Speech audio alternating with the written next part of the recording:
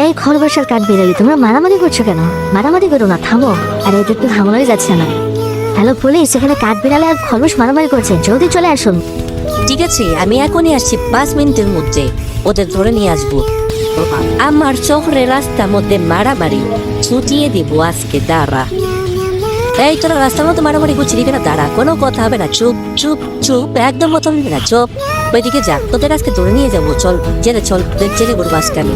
বিয়াদব ছেলেরা রাস্তার মধ্যে মারামারি করবি, হ্যাঁ চল। স্যার আমাদের ভুলে গেছে স্যার, আমরা আর কখনো করবো না, আমাদেরকে ছেড়ে দিন, আমাদের ক্ষমা করে দিন স্যার প্লিজ।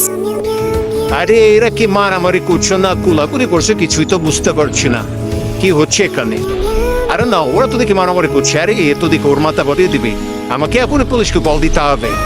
হ্যালো পুলিশ, এখানে কমিদার ব্যাংক মারামারি করছে, আপনি জলদি চলে আসুন, ওদেরকে অ্যারেস্ট করে নিয়ে যান। ঠিক আছে, আমি এক্ষুনি আসছি, বেশি সময় লাগবে না, আমি চলে আসছি, দাঁড়াও ওখানে। না, এদেরকে আর শুধরানো সম্ভব না, সব কয়টাকে ধরে ধরে শুধু জেলে ভরে দেবো আজকে।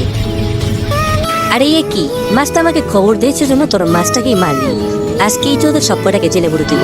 চল আমার সঙ্গে চল। বাচ্চারা, তোমরাও রাস্তাঘাটে মারামারি করা থেকে বিরত থাকবে, তা না হলে পুলিশ এসে তোমাদেরকেও জেলে ঢুকিয়ে দিতে পারে। দিল্লি পুলিশের এই পর্বটি ভালো লেগে থাকলে অবশ্যই like, comment, share and subscribe করে আমাদের সাথেই থাকবে।